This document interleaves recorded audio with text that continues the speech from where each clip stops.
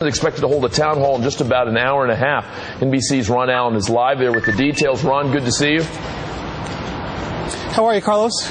Ron, so apparently there's fairly significant, almost disturbing news. Let us know what's happening there in New Hampshire. Well, things are peaceful. There are perhaps several thousand people here in front of the high school, and they are lining the road up to the high school. People for health care reform, for lack of a better way of describing them, on one side, people against it on the other side. Things are very, very orderly. But let me clear up one thing. There is a man in the crowd who has a gun, a handgun strapped on his lower leg. And I asked the chief of police about this. The chief of police says that it is legal for him to have the gun as long as it is not concealed. It's a registered weapon, and what's more, the man is on private property, a church ground there at the end of the roadway, and the church has apparently given him permission to be there. The police are obviously keeping a close eye on this man, and they're not going to let him get anywhere near the president, and I suspect that he won't be here by the time the president gets here in just a couple of hours' time. But again, for the most part, things are very peaceful. The police are keeping an eye on things. The crowds are separated. But to be really clear, we're seeing the pictures right now. You're saying a guy has a gun in the open where we already know there are concerns about every president's safety, but certainly this historic president, the 44th president of the United States, and there's no... the guy's just being allowed to stay there? Is that right? The chief of police here, I just asked him because I was amazed by this too, but apparently the law allows this man to be here as long as the gun is not concealed. It is registered to him apparently, and he's on private property, this church ground. There's a church right at the top of the roadway that leads into the high school, and the chief of police said that the church has given this man permission to be there. Now, the authorities are well aware of him. They're keeping a very close eye on him. I'm going to check back again because, of course, this is obviously something that a lot of people are going to be amazed by, but that's the way the law apparently works here in New Hampshire.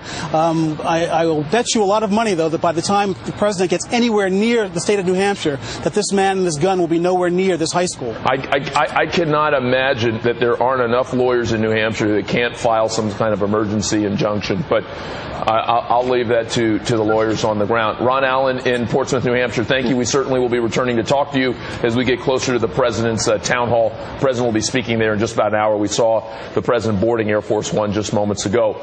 Now to today's provocative daily topic.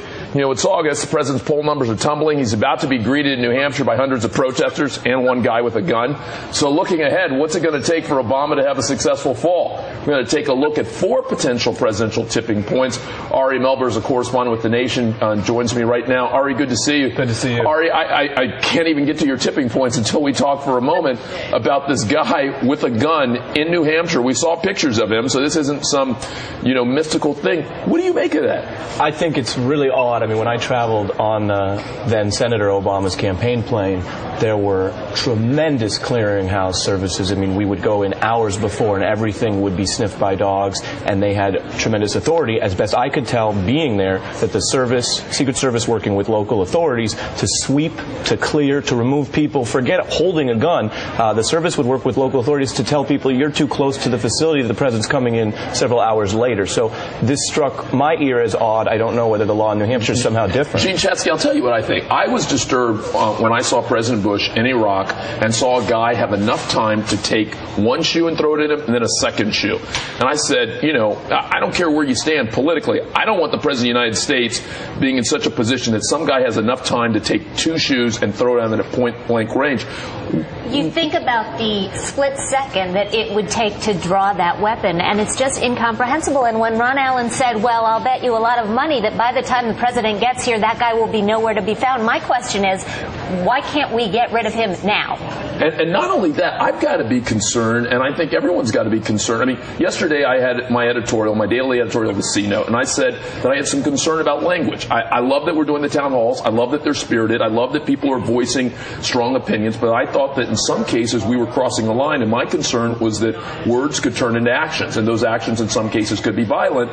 And I've got to worry now when you show some guy on TV out in the open with a gun on his leg, that's going to have a ripple impact. It's not like other people aren't going to watch that and in some cases maybe model that. You've already got a situation that's polarized, as it was described. People for health care on one side of the street, people opposed on the other.